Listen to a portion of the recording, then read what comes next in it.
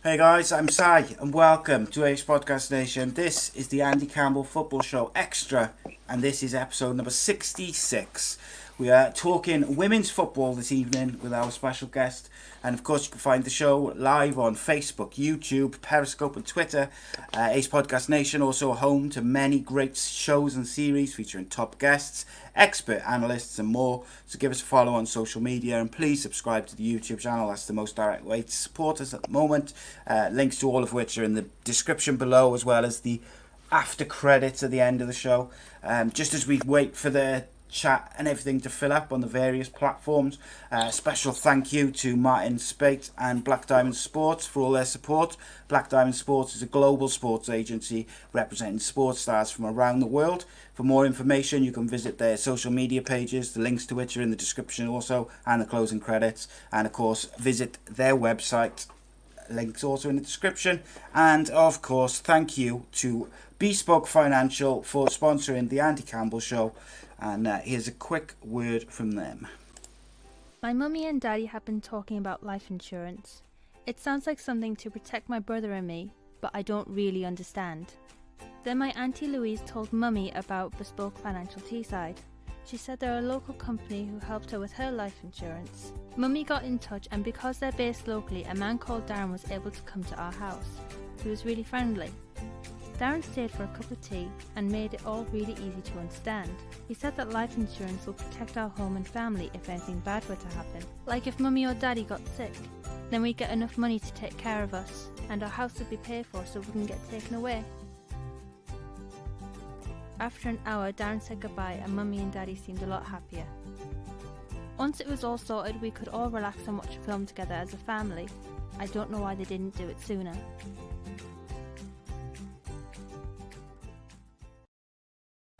Yeah, big thank you to Darren Ralston and Bespoke Financial. Bespoke Financial specialise in life insurance, critical illness, income protection, mortgages, and of course sports cover. So on we go. Today we are doing a slightly different show as we are still on a break from the Sky Bet Championship, so we're away from regular programming. We've been varying it up. We've done a show on refereeing with Jeff Winter. We did a non-league stroke semi-professional show last week with Jason Ainsley and Gethin Jones, and this week we're going to talk ladies football with our special guest, which I'm really excited to do because my knowledge is not as good in this, so I'm really interested to learn and have a conversation and discuss. So joining me to delve into the world of women's football, first of all we have the goal collector, the co-host with the most, ex-Cardiff City and Middlesbrough striker, Mr. Andy Campbell. Welcome, my friend. Good evening, mate. Yeah, I'm good. Yeah. This is something that I've got an interest in, a little bit biased interest, by the way, because obviously my one of my girls plays for Middlesbrough girls. She's under 16s this year, so hopefully won't be too long before she's gracing the pitch. Hopefully with Rebekah, that'd be nice. That'd be something to be proud of. But yes, I'm a little bit biased, but it's nice for me to get a little bit of an insight soon. About progressions and the way it works, really, because obviously I know the men's game inside out, and sometimes it's not a nice place, you know. So let's see what happens. Yeah, I'm looking forward to it, mate. I've been looking forward to it. Like, we've been discussing it for a few weeks, haven't we? Like doing a show on the women's football, and it was just about finding the right guest, and I think we did that. So, well, we'll see in an hour. Maybe we haven't. You never know. Hopefully. But, of course, joining us for this evening is none other than Middlesbrough captain, Rebekah Bass. Welcome, Rebekah. Absolute pleasure to have you. Yeah, Thanks for coming on. It's been, like I said, it's been something that we've wanted to do for a while. But we wanted to just make sure that we got the right people, and you came highly recommended, Rebekah. So no pressure, by the way. No, I'm not to follow through. No pressure. Yeah, so if I'm bouncing around a bit, it's because my kids have done something to my chair, so it's like rocking, like round in circles and all that. That's quite good. That's quite funny. Yeah, I like it. Just be like disappearing off the screen every now and again, or like really close to the camera or something. But there we go.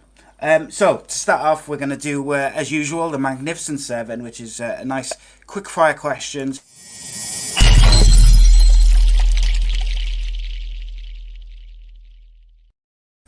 Rebekah Bass, the Magnificent Seven. Okay. Angriest teammate. Probably me. I like that. Boro or Sunderland? Boro. Ooh, I like So, it. Good here's answer. an interesting one. Formiga, Mia Haim, I may have said that wrong, or Tony Duggan? Tony Duggan. Best roommate. Beth Mead. Oh. Favourite TV show? Suits. Good shout. Best women's goalkeeper of all time? Carly Telford. And the greatest English woman of all time?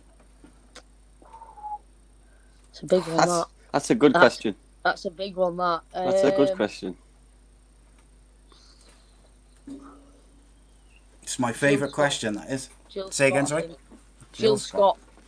Jill Scott, very good player, very good player. Yeah. And do you know when you talk about certain players as well, it's the inspirations, isn't it? You know that I know.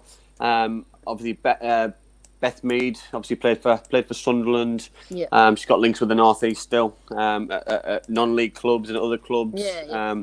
Carly Telford, I came across Carly at when she was injured. I think she had a bad knee, and she did. I came across her in some rehabilitation. And she was very professional, very good. Yeah. I think I was messing about a little bit, so she brought me down to side a little bit, which is me all over. Me all over. Yeah, she's good. She's a nice girl. I like that question because it's so broad. So whether it's like depending on the guest, it'll be greatest Welshman, greatest Welshwoman, whatever it may be of all time, and depending on the person and the guest, it could be anything. There's some people will go down a football route, some people will go down like a historical route, and you get all sorts of answers. And that's why I just like it. It's good, and the TV show one is always different, isn't it? Yeah. Like who was it? Stephen Constantine was it? Who said he liked all cooking programs and MasterChef. Ah, well. Yeah. Let's everyone to their own, isn't it? Yeah. Like you get all different answers. I love it. So to start off, we're going to go with the any other business. So in this section, we just discuss some stories outside of you personally, really. So although they're gonna circle back around to you as well. So, and which one do you want to start with, mate? I think we start with the Champions League because obviously they happened during the week. There was Wolfsburg against Barcelona and there was Paris Saint-Germain against Lyon. Yeah. And I think when it comes to the Champions League, especially the women's, you know what I mean? Obviously disappointing that the English sides, obviously Arsenal got knocked out in the quarters. Yeah. Obviously disappointing because it would have given us a little bit more, something more to talk about, I think, for British football, English football. But you know what I mean? A lot of the English players now are playing abroad, aren't they? Well, some of the top girls anyway play for the Lionesses, and it's nice to see. It's nice to see them progressing. You know what I mean? You've obviously played abroad, so how will those kind of players be developing or enjoying their football playing abroad with different lifestyle and things? I think it really is a different lifestyle over there because when I was there, I was like pro. I was training twice a week, and it was like you were just doing any young kid's dream, I think. So for their progression to play, I was at the best of my career when I was in Iceland. You know, like training twice a week, I was the fittest I ever was. I was eating well, and there's no reason for you not to be the best that you can be. And you're just in a different country enjoying it and living the dream, really. Is lifestyle important as well to potentially, for those girls, especially learn a different language or just have a different lifestyle altogether? Because in England, everything's quite a fast pace. Everybody knows who you are. You know, living in certain areas. But when you go abroad, sometimes, you know what I mean, they can probably live a normaler life. Yeah, definitely, and it's getting used to like the culture as well. Different countries have a massively different culture than over here, and it was nice to go over there and be seen as this footballer, but you were no one different really. You were just another one of the Icelandics, and they just like loved your presence and having someone different there playing for them. So I think it was good for. Is that key as well then, Rebekah? Is that key just because you're obviously there to do a job? You're there to obviously you said they're living the dream. You know what I mean? I know that myself, that you're doing something that you love, which makes the job not a job. It makes it a hobby. Yeah. Absolutely. But at the same time, though, if you're left alone to knuckle down and to train every day and to focus. You know what I mean? It makes it easier than having the pressure of friends or family and distractions of going out or doing something else. You're there to do a different job sometimes, I guess. Absolutely, yeah. And when I was there, like you say, I went just to play football, so it wasn't like I was going out on a weekend. I was missing like people's parties, you know, because of football. Like I was there for the time that I was there to train and just to get to the best that I could be. And it was every day going to the gym and train, like I say, eating well. Like I struggle eating healthy, so when I was there, it was just like you have to do it. So it was for me the best thing. Yeah. I came across when I was sort of looking into this a bit, and I came across an interesting kind of article and some people on social media, which isn't always the greatest gauge for the general opinion, I know, but I saw some people being quite critical of like the higher profile female players going to play, you know, in different countries, whether it's France or Spain or whatever it may be, because it weakens the English or the British game. How do you feel about that? Because to me, I think all that does is it opens up more opportunities for young players and for other players to grasp and show what they can do at a higher level, and I think it makes the English or the British league better in the long term. Absolutely, yeah, and I think it gives the English game a chance to get a couple of, like, you class them as your foreign players over here as well, and some of those foreign players who play over here are unbelievable, and they bring a lot to the leagues. And I think the English players also bring a lot to the foreign leagues, so I think it's good for both leagues, and that experience of going and playing abroad, for me personally, was the best experience I've had in life and in football. Like, I learned a lot off different kinds of players, different people, you know, and I think it's amazing and I would definitely advise anyone if they got a chance to do it to go over there and do it, because I think as a person, like I say, and professionally as my football career, it gave me so much more confidence and kind of ability to do what I wanted to do. But I think as well, I think the English game, especially the women's game, there's a high profile and a high push on the lionesses to do well, so the national team, and everyone gets behind the national team. Yeah, they do, So it's pleasing to see the girls going here and there and everywhere, but still having the main focus of coming back to play for the lionesses and to push the country forward for the World Cup and for the Euros and for qualifying and things. So for me, I think it can only be a positive for the women's game. And you know what I mean? We refer back to the Champions League now that obviously Tony Duggan's playing abroad. Obviously Nikita Parrish played in the semi-final with her. I think she got sent off in the semi-final, so she's going to miss the final, which you know what I mean. Lucy Bronze and.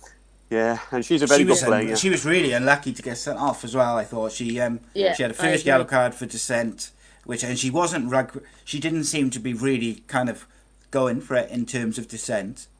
She wasn't overtly shouting or using bad language, and then she clumsily tackled the keeper. It wasn't, it was a booking, but it was one of them where she'd put all the effort to get there, wasn't it? And then she just couldn't stop herself, so she's just.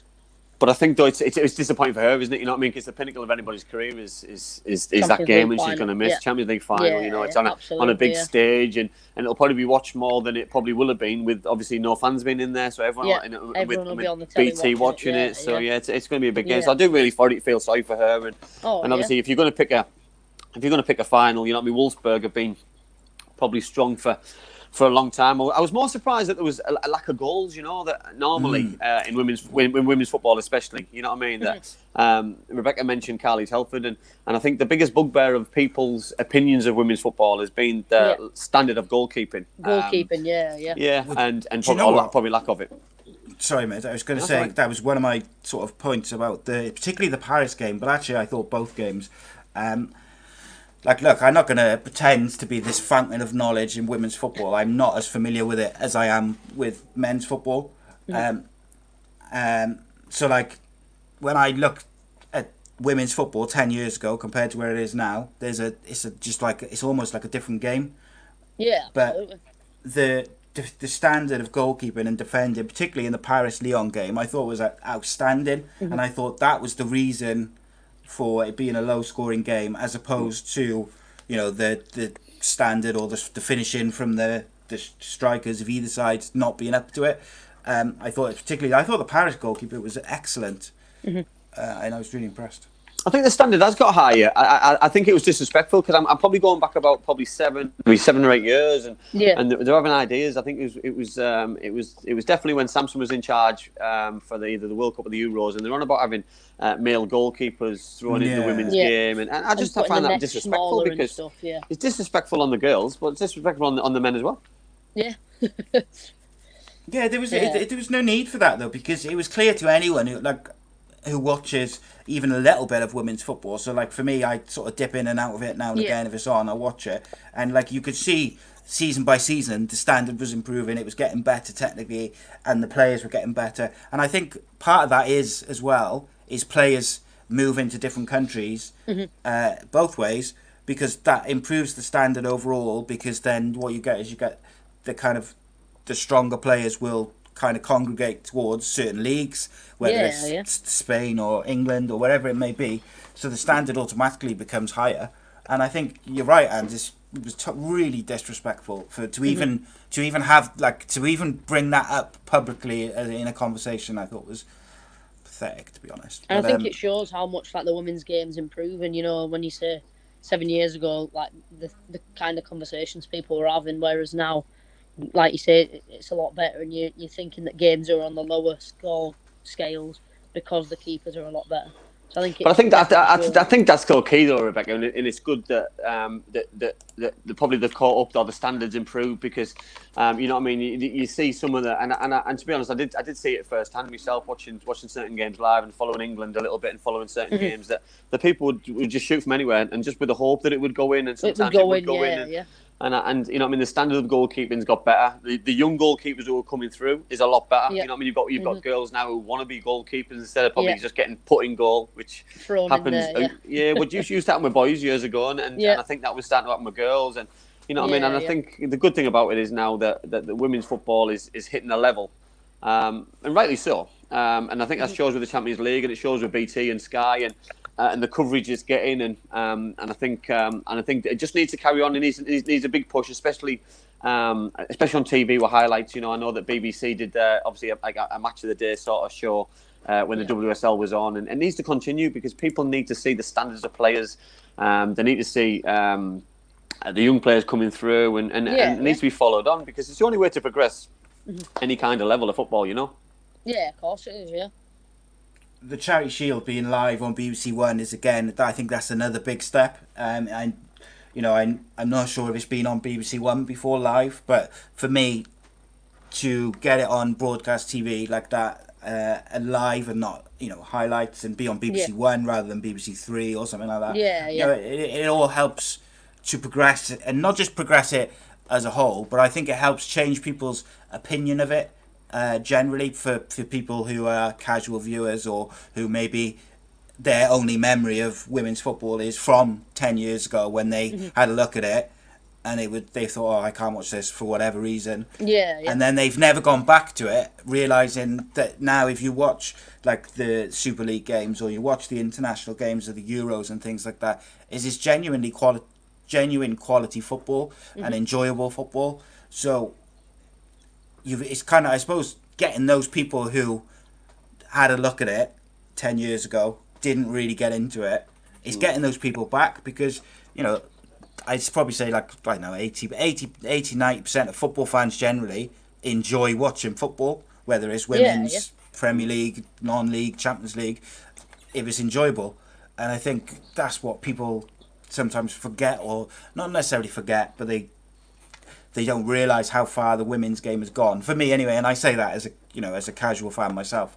I think though, Si, it's out of respect as well, though. You know that how long's Wembley been built, and I'm on about both new and old. That I look at it's a little bit disrespectful that England ladies have had to do the rounds and play around loads of grounds and before that they're allowed to really go to Wembley. When they've been at Wembley, they've sold it out. So there's a reason why they sell out. They don't sell it out because of the manager.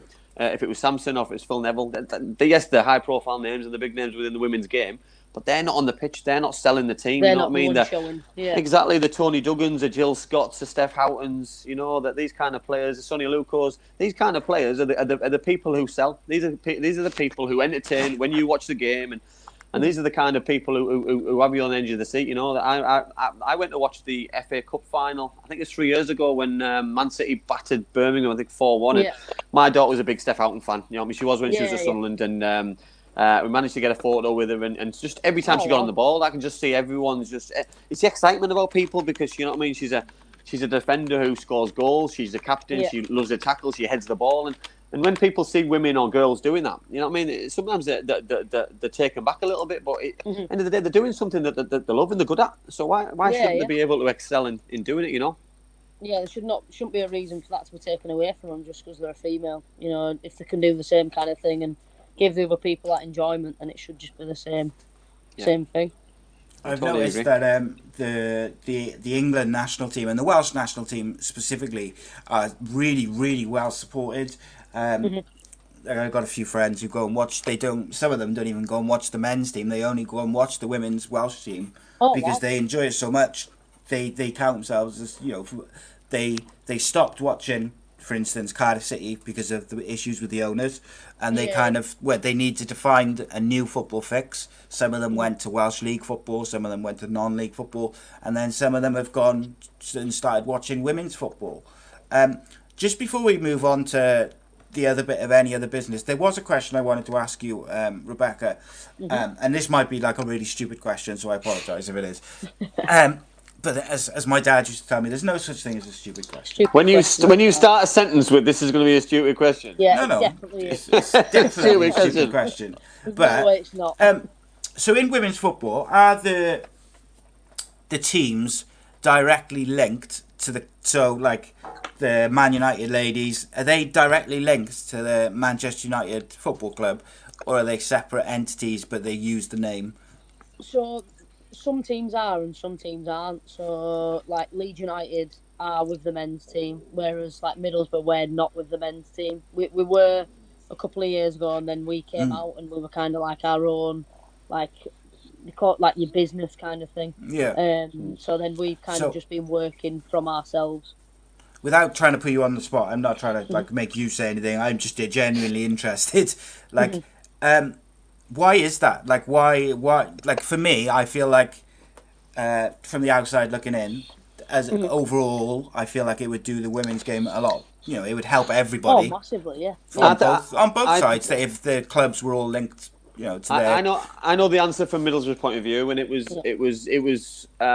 linked. Until Rebekah said a couple of years ago, and now the foundation help out massively with the girls. So the foundation help financially with stuff, and if it wasn't for them, the girls would really struggle. You know, with transport and with kits and you know, with places to play. You know, I mean, luckily enough, they got a nice place to play at Billingham Town. Pitches are always nice and stuff. But for me, the only way for the women's game to progress and keep progressing and get higher and stick with men's is the girls being able to have that link with the men. You know what I mean? I'm not on about playing at the Riverside. I think in the FA Cup it would be lovely to sample that atmosphere and be able to go to the Riverside and with the fans to do it. But you know, I just think. The odd time, just you know what I mean, to attract probably new players or the best younger players to be able to train at the training ground the odd time, or I just think the link's got to be there, and I do feel really sorry that Middlesbrough haven't got the link, but other teams have, because it gives them a stepping stone. You know, I seen Sonny Luco took over as quite a executive role at Aston Villa the other day. So you know what I mean, the link with Villa's massive. Leicester have got the same. Look at Man City. Man City play the same pitch as the young kids do at the training ground. So how can you not want the link over clubs when your link's there? West Ham have got a link as well with their first team, and Sheffield United have. But it's just a shame that there's teams in a similar league to Middlesbrough, and they don't have the link. And you know what I mean, I think every club needs a link because it'll help financially, it'll help raise the awareness, and it's just nice. It's a nice feeling because it has a. Every football club side has men and women, boys and girls supporting them. So why? Who makes those decisions then? Like the chief executive of Ed Woodward or Mehmet Dalman or whatever. So it doesn't make any sense to me, to be honest. It doesn't. It doesn't. I think sometimes people see it as a financial burden, but you know what I mean. Middlesbrough ladies can cope on their own by doing strategies and doing fundraising. Just like any other part of the business, wouldn't they? Just like any other part of the club. Yeah, but it'd be nice. Together, I think would absolutely make not They would. metaphorically, let's say, but they But do it would it grow, right. wouldn't it? No, well, sponsorship absolutely, yeah. would be bigger side as well. You know that you know what I mean. That you could get better sponsors, you could get better advertising, you could you know what I mean. The kits would be the same, and it'd look hand in hand, and it would just go side by side. And I think And for it me all that's just looks key. like Boro. Yeah. Exactly, and the long-term longevity of it has to be, you know what I mean. Yeah, They've got their I own agree. separate social media, which is fine. You know that I know. Obviously, the guys who do the social media, and they do an amazing job. So I wouldn't want to take that job off them and let Middlesbrough Football Club take it over because you know what I mean. You get some honesty, you get some good interviews, and you get some really interesting stuff. And I think that's key that you separate certain things, but some things need to be brought together and married together. Yeah. But just because they're brought together, Rebekah, doesn't mean that you have to. Just because they're, just for using Boro as an example, just because the Boro ladies team and the Boro as a whole come together, doesn't mean you have to change the social media guys or any other aspect. Because at the end of the day, you still want the Boro ladies team to grow as a brand, as a team, as a business, just as you do the club. It just means that you're all working in the same direction in the same area. We don't need to. You don't need to change your identity. The identity's still got to be separate because it's different sexes. You got boys. You got your boys and girls, men and women. You know that you've got boys teams filtering into the men's team. You've got girls players filtering into the women's team, and that's key. And it's key to keep it going. You know that. You know what I mean? I just think it's got to marry together, and I think that I think the club.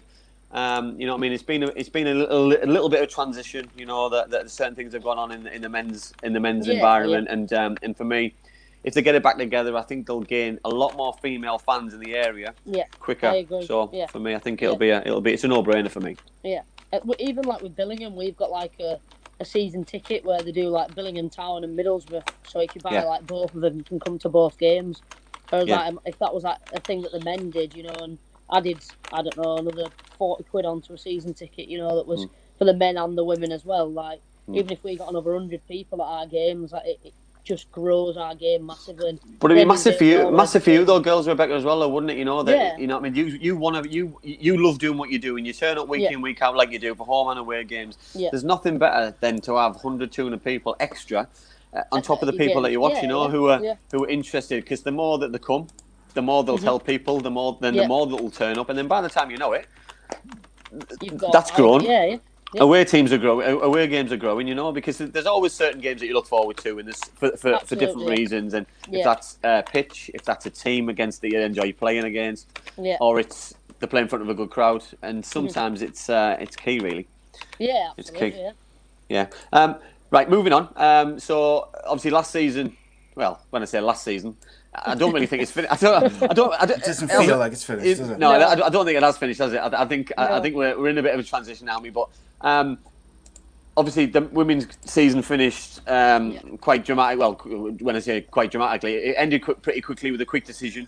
Were you surprised in how quickly they made that decision compared to the men were able to carry on, or a decision wasn't made as quick?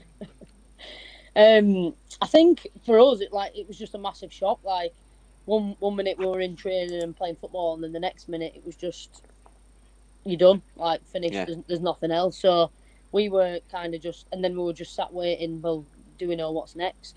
So I think it was a bit like none of us, like you say, like nobody really understood what was going on. So, it's difficult though, isn't it? Because you don't want to, you know what I mean? I'm not, listen, I would never put you on the spot because I think it's disrespectful and it's unfair.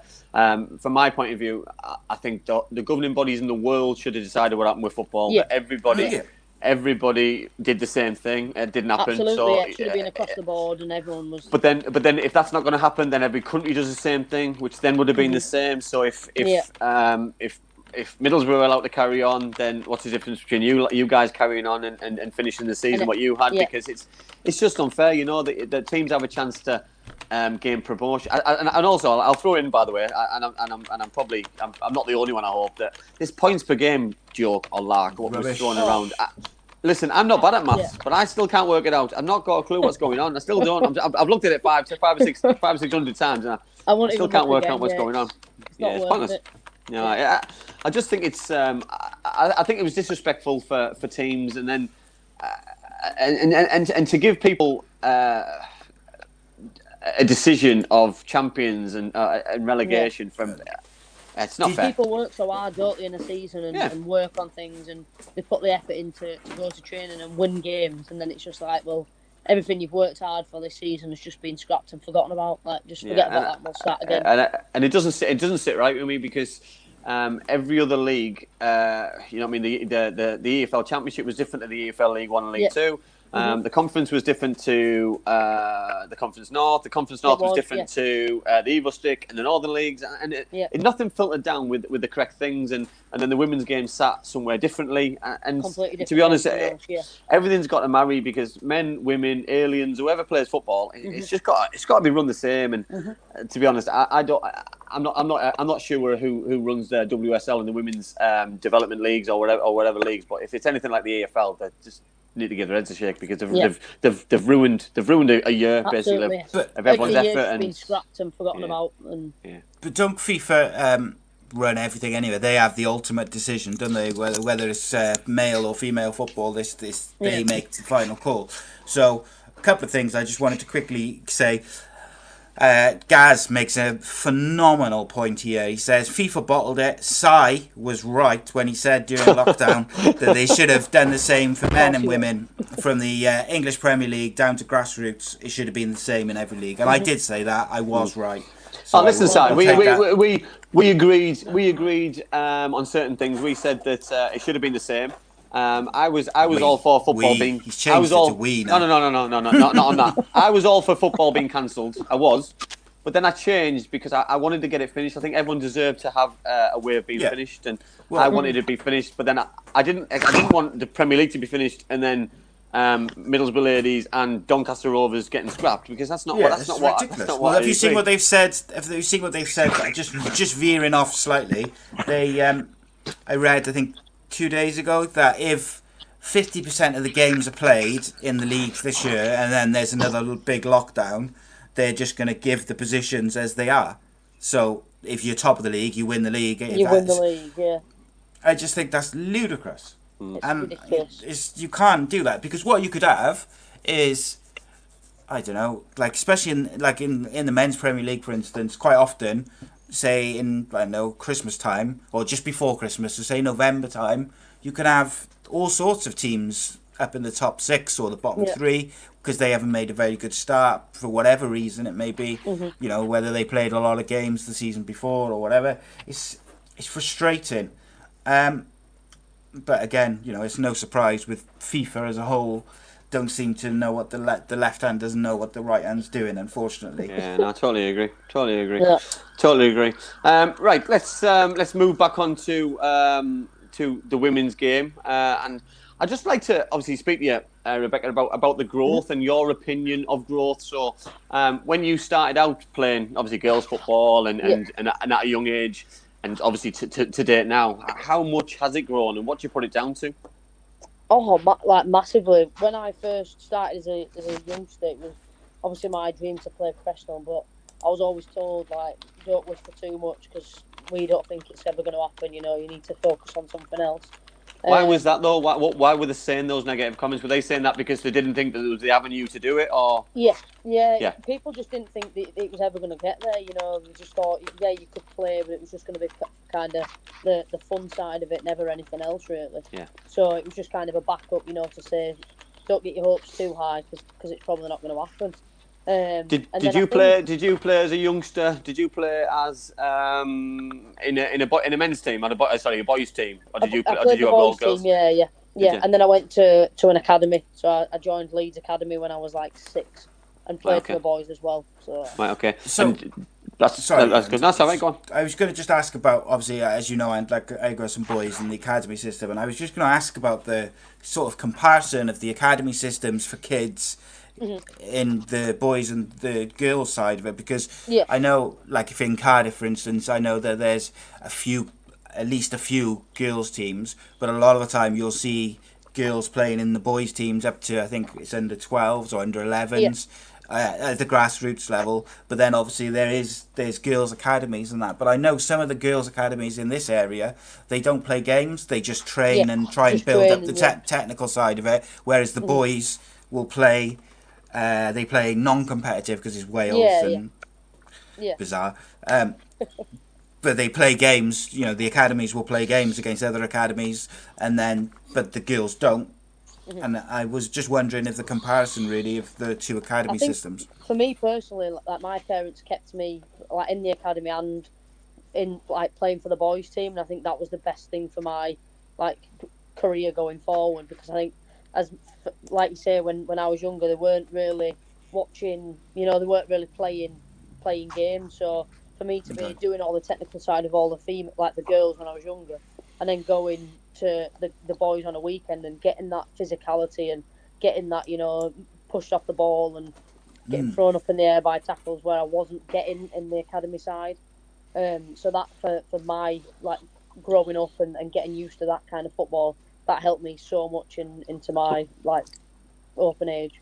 I was just about to say that, Rebecca. Is that key then? Because obviously I've run junior teams in the past, and I've had or seen girls play at a certain area, in certain areas, centre of the field, and getting stuck in, and they don't get treated any differently, and I like that, that even the parents, they throw them in because they want them to get kicked, get thrown around, get treated the same as everybody else. Because when it came to certain games against girls, that that they didn't get that physicality like they get with the boys, and I know certain parents who my daughter plays with now that they did that intentionally to build them up a little bit. Yeah, and when I first started with the lads, like some of them were looking like, oh, I can't tackle her, and then the manager was like, look, like she's just playing with you guys, like just. So then, as soon as that got said, it was just as if I was one of the lads, playing and flying in for tackle. Sometimes my tackles were probably worse than theirs. Like it wasn't the case of like boy and girl. It was just me getting that level of physicality and getting those tackles and getting used to it, instead of, like you say, just doing the technical side of it. And enjoying a bit of, kicking lumps out of each other when we were younger. Yeah, do you know, that's nice, isn't it? It's like being kids, isn't it? That's what we did. Absolutely, that's it. Yeah. What my youngest boy, who's 11, found difficult, not so much in the last year or so, but when he was a bit younger, was when they would come across a team with a girl in. Is obviously he's been brought up that you shouldn't hit people generally, but like he's also been brought up that you don't hit girls, you don't push girls, blah blah blah blah. And then what he found difficult was then to play football against them. He's quite rough and aggressive in his football, and then everyone's telling him to go play your normal game, go flying into tackles. And I think he found that difficult to kind of correlate in his mind. It didn't take him long. Once they nutmegged him, he was angry after that. He's chasing after him. But it's just another aspect. But I think it sounds like from your point of view, it really helped you playing in the boys' teams. Is there I'm assuming there's much more girls' teams now than there was 10 years ago. But I think because obviously you've got girls. Is there a lot of options for girls to play football at grassroots level? Especially there's teams, they probably don't have a team for every age group, where I think they probably should. There's probably every 2 years, so 10s, 12s, 14s, 16s. So if you're stuck in between 10 and 12, for example, you're 11, you'll play a year above yourself, so you'll miss that age group, which is fine, and I like it. And some people stick with that same scenario where every 2 years you're hitting that hitting that scenario where you're playing 2 years a year above yourself, and I think it helps your development. Girls especially, that when they do get older, it gets competitive. The 14, 15, 16-year-old. The development into young women, and they're getting pushed off the ball. So I think to start football and play football early, yes, you need the technical side, you need the tactical side that we spoke about, but also you need the competitive games. And I'm a big advocate for it. And I do believe the goals sometimes are probably under 10s are too big, and maybe under 11s, but that's the same for boys as well. You've got the 9-a-side goals, which is still probably too wide. Height's probably okay for some. And I just think you're asking for trouble when you get some good sides and they play good football, and then they shoot from the inside the box or just outside the box. It does seem to go in quite a lot, but at the same time, you need that understanding of winning, losing, enjoying it. Because I remember driving back with my daughter a few times that she's been heavily beaten. He probably didn't talk to me for the first 10, 15 minutes in the car. And then all of a sudden, did you enjoy it? Yeah, I loved it. I thought you were brilliant, because you might have been beating double figures, but she got stuck in. She tried her best. She never gave up. She got man of the match by their manager. And that's all you can do. You can't you can't win every game, and I think you know what I mean. And I think playing the level that you've played at, you know what I mean. You understand that, you know what I mean. You're disappointed that you don't win every game, but and you go into want to win every game, but you just can't. And you know what I mean. And sometimes you come off the pitch happier sometimes with how you've played, that you've played well, you've scored a worldie or something, but you've lost the game, and you know what I mean. Sometimes you get just as much enjoyment from that than you do if you've had a really bad game. You've been brought off by the manager because you've played brutal, but then you've won the game. Luckily, somehow, and everyone else is buzzing because you've won. And you're not, and it's a difficult one. So you mentioned there, Rebekah, about when you were younger, and you mentioned parents. So who had a big influence in your young career, and was it parents who, like, obviously travelling you around and driving you and everywhere? At first, it was my big brother. He's 4 years older than me, and obviously he just used to stand me in the garden and volley a football at me. Expect me to be able to control That's what big brothers are for, yeah. Yeah. So I was covered in bruises and all sorts. But after like 3 or 4 years, I was like, right, this is. So my mum and dad took me to like football, and then both of them, to be fair to them, took me around the country, you know, playing and to training and all sorts like that. So I've got to give it to them for getting me into it. But it's key though, isn't it? You know what I mean, having that support mechanism, you know, that you speak to everybody, because you know what I mean, and parents who haven't got transport, or you know what I mean, haven't got the finances maybe to buy a pair of football boots because they're not cheap, or the things will go with it, you know what I mean, all the other equipment will go with it, and it's I'm same as you. I owe so much to my parents and my brothers for 100%, all the help and support that they give me, because I wouldn't have been able to put myself in that position or platform to progress through and have a career. I would never have been where I am now if they wouldn't have thrown me into it and let me stick at it and do what I needed to do. So it's to them. Yeah, excellent. So we got a couple of questions in the live chat. I'm going to touch on one now. Middlesbrough Women FC ask, question for Bassie: why does she only score 25 to 30 yarders? 25 to 30 yarders, can't speak. Bear in mind, I've seen some of these goals, by the way. You have to They're all answer. right, to be fair, aren't they? Yeah, crackers. There's probably one or two of them where I can't lie. I've been that tired. I think that I can't run anymore. I'm just gonna have to hit it. Yeah. So I hit it and it just goes in. So some of them I look at and I think, do you know what, Bassie, you've got this in your locker here. You can do that. And then some of them I'm just like, I'm too tired. You're gonna have to go for it, and if it goes in, it goes in. Do you find though that you get a reputation for it? So from probably both sides, that the opposition are expecting it, and then sometimes that your teammates and players and staff and yourself are under pressure to do it as well. Yeah. And the best thing for me, I love. One of our girls scored the other day, and the best thing in the world is when their manager or their players are screaming, "Put her on the left," or I've seen that goal as well when she just pinned it in. Put her on your right if you're left or right footed, and then you go and score with that foot that she's telling you to do. Yeah. That's for me is unbelievable. I love doing that. That was a great goal. Great goal of the day. And you know what? And I think until people see these kind of things and see people doing it, you know that, you know what I mean. And it happens at men's level. They say, show them inside, show them outside, show them on the left foot, show them on the weaker foot, and you know what I mean. Straight away, what you do, you sell it. You know, I was worse for it. You know what I mean. When I heard somebody slagging me off or something, straight away, I'd remember it about 80 minutes later. Straight over and just shove it down the throat a little bit. But you know what I mean. Especially when there's not that many people there. You know what I mean. And I found that probably when I played semi-professional football that you hear everything in a stadium, especially now when there's no fans there. But it's even more disrespectful because you just said there about show 'em on the left. Well, I can use my left. So I'll do it, and I'll use my right. I'll bend it in. You just do it. Yeah, exactly. And I think that's sometimes just a little bit disrespectful by coaches and managers who are extremely talented, by the way, and have all the badges and have all the things. But I think sometimes you speak louder than you do. I would never do it if they didn't say it. So. Yeah, it's their fault when you score a worldie past them. Fair play. Good effort. James Costley asked, what's your opinion on the women's USA team fighting for being paid equally as the men's team? That's not an easy. That's not a quick question to answer. We're talking about Megan. Is it Rapinoe? Rapinoe. What a player, by the way. I think we're talking about her basically, don't we? I agree. What a player! I agree, but. Has she let herself down with the comments? I think she has, yeah. I think you play football, for me anyway, I play football to enjoy playing football.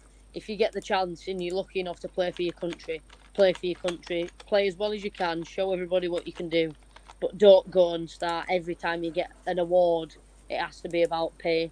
Just take the award, take the praise of you've done well, and you're getting to a point. Yeah, we understand you might be better than the men's team, but it's men like they're making the money. Like people get paid how much money they make in any job in the world. If you are good at your job and there's a lot of money in that company, you make that money, don't you? So if there's not all the money in the world. Sorry to interrupt you, Meg. No, it's all right. Rebecca. I was just going to say, just for the people perhaps who don't know what she has said, could you give us like a kind of paraphrase of what she generally says? Well, they just want mutual pay, don't they? So male and female, like the women should be getting paid the same as men. Right, great. They're getting like less pay than them. So every time they get an award, if it's like player's player or they go up on stage somewhere, it's just like, yeah, thank you for this, but I'm still preaching that we should get the same amount of money. And it's just like, have a day off, take your award, and. I don't think though, Rebecca. I don't think place either. I don't think though, Si. I don't think that other sports have helped. I don't think tennis have helped. You know what I mean? Because tennis, especially Wimbledon and all the big, the big I agree opens, with that. have gone for equal money, even though they don't play the same amount of games. So you know what I mean? I think because they've done things like that, they're setting other organisations up for a fall. Yeah, and listen, I think women should be better paid. I think they deserve to be better paid. But you're like she's still in the US, playing in the US.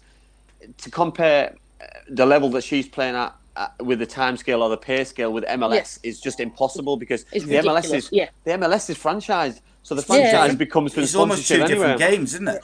Do you know what I mean? You know what I mean? But and it's the same as American football, so and basketball. So the women who play basketball, are they going to be paid the same as the lads playing the NBA? Yeah. No chance, because it's not going to happen. It's do you know what I mean? So with women in the Premier League, like expecting someone like from Man City women to get the same as the men's team. You say, I agree they should get a bit more money, but how can you imagine a female footballer to be on 40 grand a week? When they're not bringing that income into the club, like.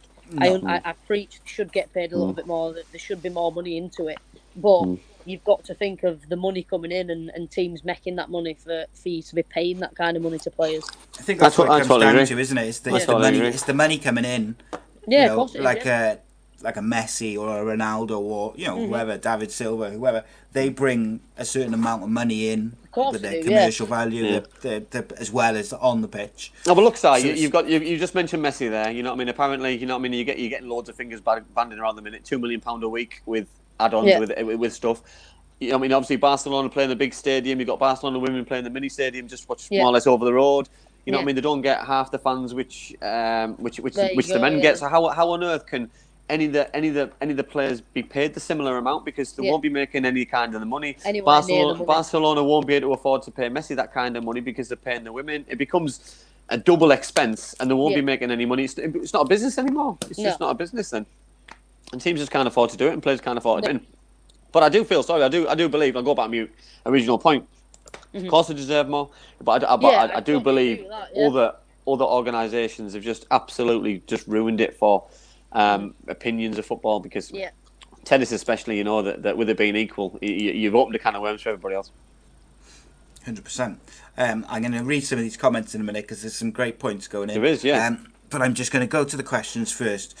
So Chris Fairless asked, follow up to the previous question, can you ask Rebecca about her penalty against Sunderland, please?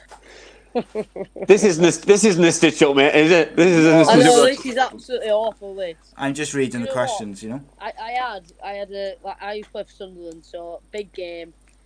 After we were 1-0 down, I scored like the best goal of my career. After about, let's say, 60 minutes, so it's 1-1. Their keeper gets sent off after 89 minutes, penalty. My whole team just disappear. So I'm like, right, Bassett, this is on you, Liz. You've got to set this. Put the ball down, and I just volleyed it straight off the crossbar. And I've never, ever in my career lived it down. And Chris is one of the only people who reminds me of it all the time. So cheers for that one, mate. Do you know what? It reminds me of that that was the last penalty I took for Cardiff. And to be honest, I wish I did it the crossbar, because then that means it would have reached the goal, because my penalty was there. Nobody wanted to take it. Just I got thrown the ball. The ball was getting thrown around. I caught hold of it, and I don't know why I put it on the spot. It was basically like a hot potato. Thrown around, it just got left. So I was just like, all right, lasses, I'll get this then, shall I?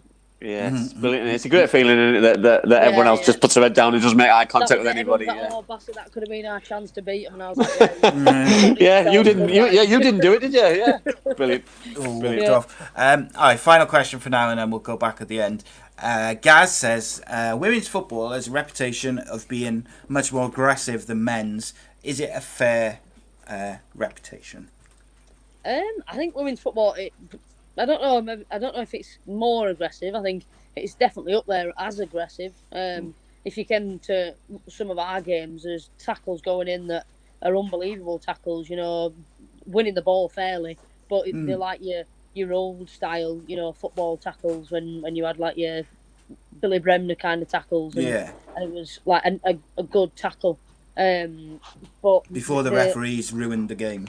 Started bringing cards involved. Stopped you tackling. Yeah, but I think though as well, you know what I mean. It's like Rebekah just said there about Billy Brennan and people who used to enjoy a tackle, Roy Keane and Patrick Vieira's and stuff. That I see defenders now, and when people are standing there with their hands behind the back, they've got no intention to tackle because they can't tackle because they're not ready to tackle. They haven't got their hands ready, and they're scared of giving a penalty away. And I think.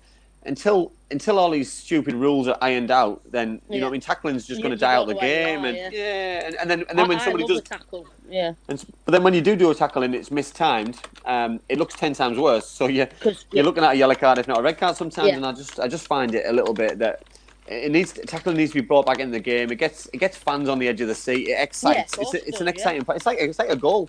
We can't at the minute. You look at the Premier League and world football. At the minute, we're not celebrating goals because of VAR. We can't tackle. Know if it's gone in, We've got no fans. So at the minute, for me, football's not even football at the minute. It's just a bit of it's just a training session. So it's just a bit of a kickabout with your mates. Yeah, it's no fun. But as I say, it is what it is. Yeah. Indeed. Okay, so just before we move on, I wanted to read some of these comments because there's some fantastic comments here. MCFC Bird 1985 says, I love that Amira looks up to you all so much when there are people like her around. Kelly says, women's football is not even close to the financial backing that the men's game gets. James Costley says, I think in the Women's World Cup, the winners get a larger pay cut percentage-wise. Which I'm not sure about that, but that'd be quite interesting if that is the case. Kelly, she says Mia. Is it Mia Hamm or Mia Haim? I'm not sure 100%, but Mia Hamm put women's football on the map back in the day. And Jonathan Wish says top show. Leslie Coates said he'd say 5 penalties from 5 from Andy, and. Kelly just says about Roy Keane and his tackling. Okay, so that's an interesting point, though, what you made about the World Cup. Because obviously the conversation we were having earlier on about how strong England turn out for the major tournaments, and every other team does, by the way, especially the Americans and the French and stuff. So and the Germans, everyone seems to put the best teams out for all the major tournaments and things. And I'd be really interested about that because for me, it's the same as the Men World Cup. You know what I mean? If you win the World Cup, you deserve what you get because it's you're away from home for long periods of time. You know what I mean? You're stuck with a group of people, which you do enjoy sometimes. But obviously, the longer it goes, the more tired you get, the more tedious you get, and it would be nice if they did get rewarded financially for winning it because. I would like to think in my lifetime that I am going to see men or women win the World Cup. That'd be nice. I'm probably struggling with it. I'm probably struggling with the men, to be honest. But the women would be the second best. I'll be happy with that. Be happy with that. So I was just having a look to see if I could find anything about the percentages of the winners' percentages and stuff. I can't find anything, or nothing jumps out straight away. However, I will say that the Women's World Cup in around 2019 did record-breaking TV audiences all around the world. I think it's clear that as the game as a whole is progressing, people are watching, people are tuning in, and then it's about getting it on the right channels and broadcasters. You need people like BT and Sky to pick it up, and I think BBC Charity Shield tomorrow. Like you say about tomorrow, that's unbelievable for the women's game. Like it's you never see things like that, do you? So Who's But going to win? I think it's an added bonus, though, isn't it? I think it's an added bonus, though, for the players to play in it, because they're going to be tomorrow put into the limelight. You know what I mean? On the Of course they are, yeah. You're on the national television. You know what I mean? Yeah. So the viewers is going to be higher because everybody can watch it, and I think it's great for them because they won't have expected it by winning the FA Cup and by winning the league. So it's, you know what I mean? I know by default, you know what I mean, it didn't really happen, but it doesn't. Tomorrow they're not going to give a damn. Yeah, they don't care, do they? Exactly. Who do you think is going to win the Charity Shield tomorrow, Rebekah? Who is it? Chelsea and Liverpool? Is it Liverpool? Chelsea and Liverpool, wasn't it? Double check now. Chelsea. I'm going. Liverpool. Is it Liverpool? Man City. No. Chelsea, Man City. Chelsea, Man City. Sorry, yeah. Yeah, Chelsea. Yeah. I'm going. Chelsea have got the mockers on Man City. You know, I think especially with the foreign players that you mentioned earlier on about the English players going abroad, but Chelsea have been really, really good in bringing some top foreign players over to England, and I think it helps with the link they've got with the first team. It helps obviously living in London and being able to give them better deals and stuff. So I think, you know what I mean, it does help when you've, you know what I mean, I'm not saying Man City don't, because they've got the training ground, they've got the facilities and stuff, but sometimes it can have that massive help in wanting foreign players to come over, because you're living in a big city like London, in a big city where everyone knows of, don't they? Yeah. No, it's endless then. I'd like to move on to your career, Rebekah. Firstly, you mentioned it a little bit, but obviously playing in Iceland. So how did that come around? So how, you know what I mean? Because obviously playing football at any levels, how does a move like that come around for you? I was at Sunderland at the time, and I'd been there like 4 years, 4 or 5 seasons, I think it was. And I just got to, I was obviously still playing, still enjoying it, but I got to a point where I just wanted something different. So I went on loan for the first 4 months that I went over, and then came back home. And I got home, and about 2 days later, I got a phone call off a manager that I'd played against when I was in Iceland. And he rang me and just said, we're really interested in you coming out. We want you to come out for the season. So my job was football, so I didn't really have, I wasn't paying a house mortgage or anything like that. I didn't have like a proper job, so I kind of said I was daft to not go for it, really. So I went out there. I was there for 11 months and played out there. And like I said before, it was one of the best experiences I've ever had, being out there and just enjoying football and just living the dream. Like I said, there's nothing else I can say about. I just lived my dream, really. What was the standard like? Because obviously you played at a good level before you went over, and then but then you're training every day. So what was the standard like, as in games and training? Was it did it suit everything what they expected? Yeah. It was a good standard, to be fair. In the comparison at the time, it was it was probably between the top half of the Super League 2 and the bottom half of the Super League 1. You know, so that kind of clump. So it for me, it was still a good standard. And like I say, just playing football every day, like for however many months, it was something I'd always wanted to do. So I say no. Obviously, it's Scandinavia, you know what I mean? It's obviously got a good reputation for football, you know, men and women, and I think you know what I mean. A lot of people that I know, men who, I won't call them men, you know what I mean? Probably boys who get released by clubs at like 18, decide to go over there because it's a different lifestyle. You know what I mean? Obviously, there's not really much difference in language barriers and stuff, because everyone can speak English and help you out. So it's you know what I mean? And so the transition is good. But they always say that the standard of football, the pitches and everything's spot on. The lifestyle is excellent. So there's not really much of a muchness than being back in Britain, really. Yeah. Where I played, like the second year that I went, the football pitch was the most unbelievable pitch I've ever played on. It was literally on. You look to your left hand side and there was the sea, you know, like looking at like you were looking onto it. It was, you know, one of those picturesque things that comes up on Twitter that you see of these football pitches abroad, and it was just that, and it was just like, I'm living on this island here where everything is just unbelievable. So no regrets about going over. Absolutely not. No, I would, to any youngster or anyone who got given the opportunity to go out and play football, that is something I'd say 100% do. Give it a go. So what about obviously, you know, I mean, now I think there's opportunities that are endless, aren't there, for girls, and I think scholarships in probably America or Australia or countries like that and things. So what advice would you give to people who are looking at things like that as well? I think for me personally, I academically wasn't great when I was at school. I just wanted Sounds to like play me. football. Sounds like me. That Yeah, sounds like me. literally. I didn't have any didn't have anything about me for academics, so I got the options to go to America, and the scholarships and whatever. But I'd have been going for the wrong reasons. All I wanted to do was go and play football, and they said, "Well, school's more important. Like you'll go and Yeah. do your college first, and then you'll play football." So I was just a bit like, "Well, this isn't for me." I'd rather stay here and play for somebody over here, and that's obviously when I got offered to go to Sunderland. But I think for anyone who's got the academic or the opportunity to go, we've just lost three of our players. Sorry, going over to America, and I said to them Yeah. before they went, I said, it's an experience. It's playing football every day. It's getting your academic skills built up as well, and it's something that I don't regret not doing. I'm glad I didn't do it, but I would never say to anyone, don't do it. If they get the opportunity and they're willing to do the academic, then definitely go for it. Yeah. I think it's something though that you've got to give something. You've got to give it a real good thought process, and then when you buy into it, you've got to give it everything you've got, because it's so important that. Speaking of the chairman, thanks for that, Ben. I know. Yeah, I've just seen that. That I mean, it's a once in a lifetime opportunity, because you don't know where it's going to end. You don't know. Yeah. You know where there's something that's going to end. You know that you just said there. You're living the dream every day. You're doing something that you enjoy, and at the same time, you can also get yourself a good qualification at the end of it. That I remember.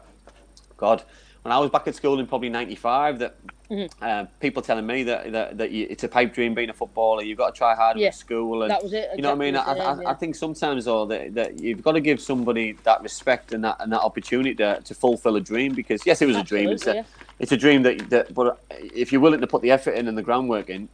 And it's endless, exactly. Yeah. Because if I'd have turned into a careers meeting and said I wanted to be a policeman, they'd have backed me and said, you need to go down this, you need to do this, but I wouldn't have been able to achieve it, because I didn't have the drive in school and things to be able to do it. So I just think sometimes it was it's about being honest with people, but letting people flourish in the right areas. Yeah. No, definitely, yeah.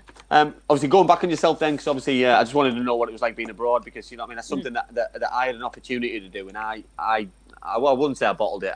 It wasn't the right circumstances for me at the time with a young family and things. But obviously playing for a big club like Sunderland, you know what I mean. Tell us about that, because obviously they had a good reputation. There's been a lot of England internationals come through the ranks of Sunderland. Some really good players. They've had a lot of success. So what was it like playing for them?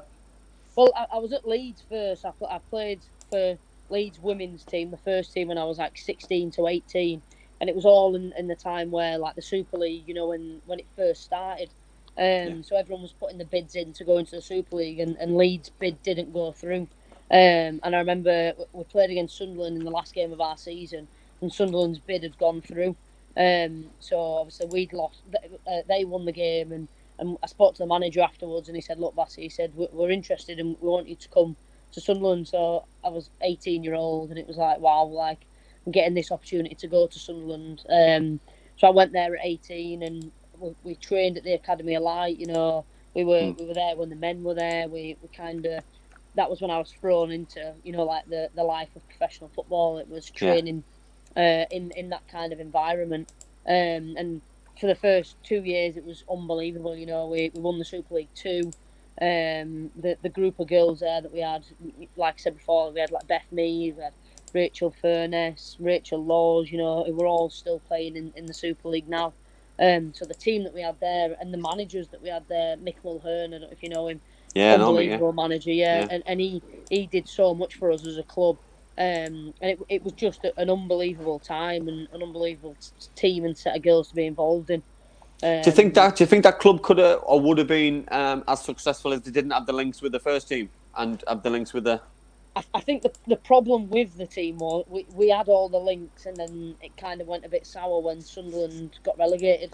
So they didn't have the money, that they wanted to have. So things were getting pulled out from places. So that's why now they're in the same league as Boro, which I think is really unfortunate, because the setup that they had there and the coaches and the players were just unbelievable. But because they didn't have the funds to keep the players that they wanted, it all went kind of up in the air, and they're back in this league now. Which is disappointing, isn't it? Because it all then boils down again to finance and boils down to opportunity, and it's such a disheartening time because, you know what I mean, where could that football club be? Would it be, you know what I mean, for me, you know what I mean, brought up and seeing how successful they used to be. There should be a Super League side. There should be probably emulating what the first team should be doing, you know what I mean, with the men's team, and they should be flying the flag really for an area who's passionate about football, and it's such a shame because if finance has dictated that, because, you know what I mean, the girls are the same as the men, that they deserve the same opportunities, but unfortunately, you know what I mean, budgets have been cut from different ends, and unfortunately the women have had to take the bigger cut. Yeah, I know. Like you say, it is a shame.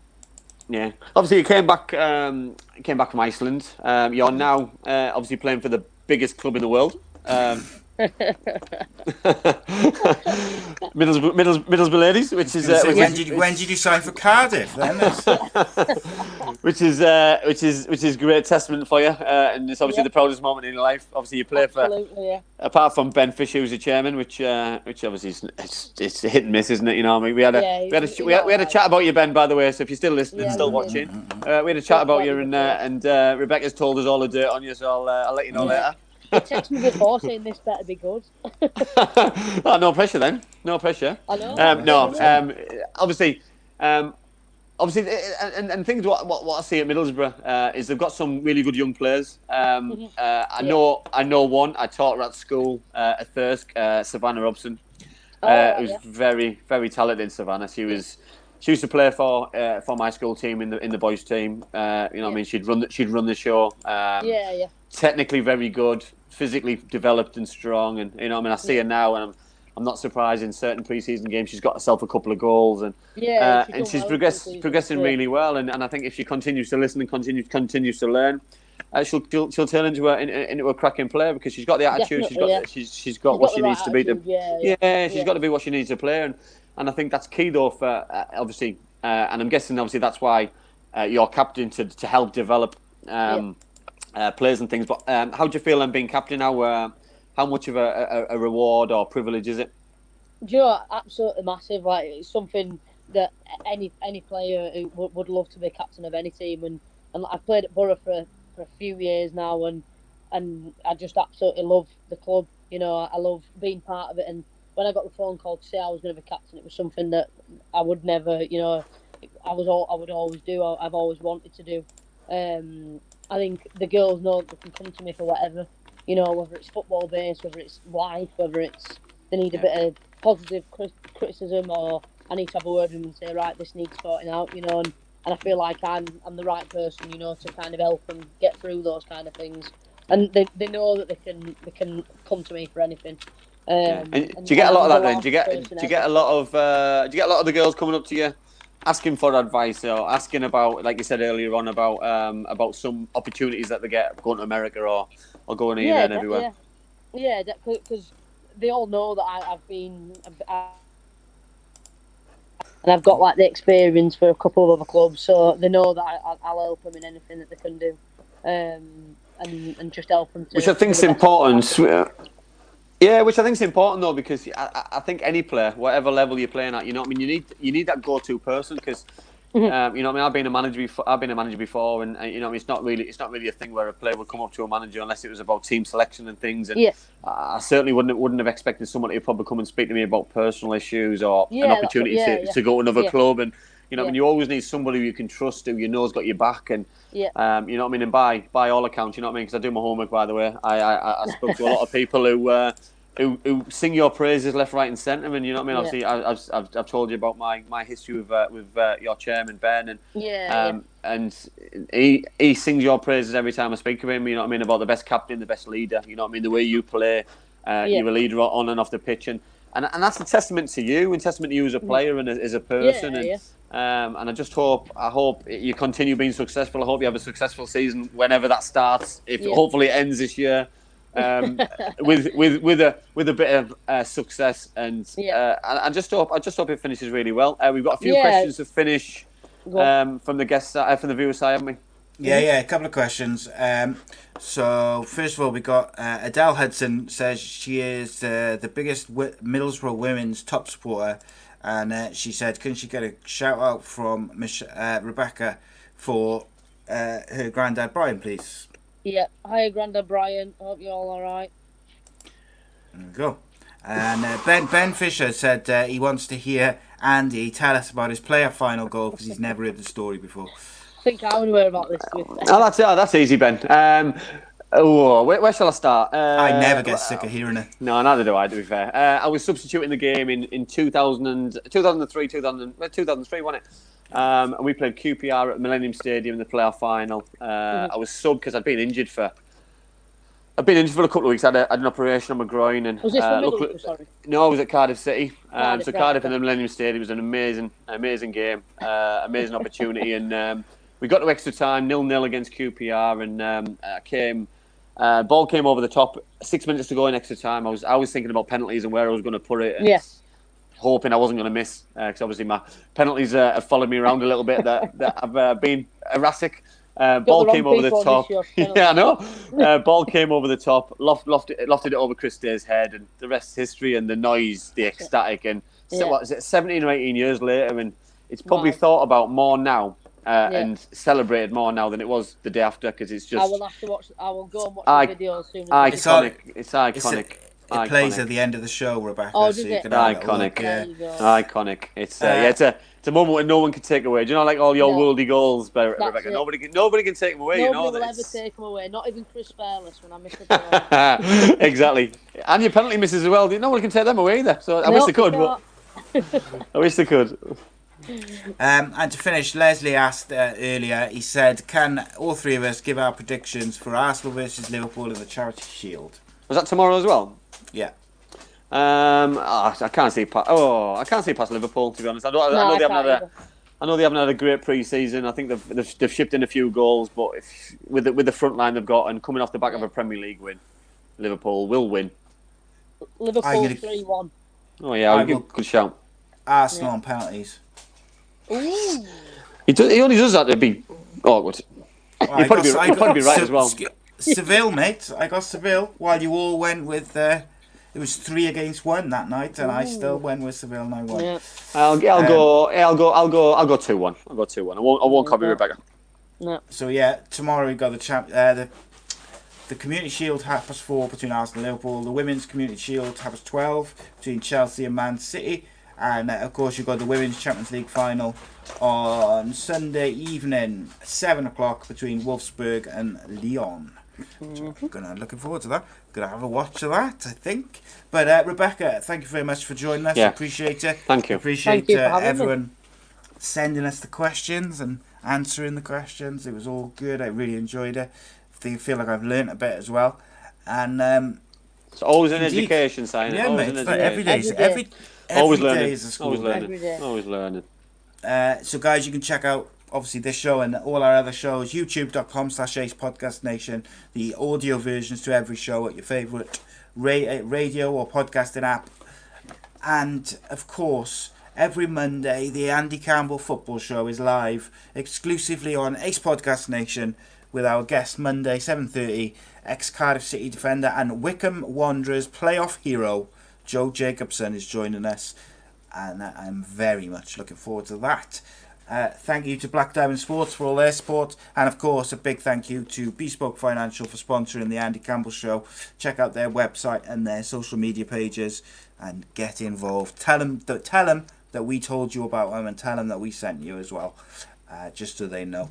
But Andy, it's a pleasure as always, my friend. As always, mate. Yeah, I really enjoyed this. It's been a cracking show.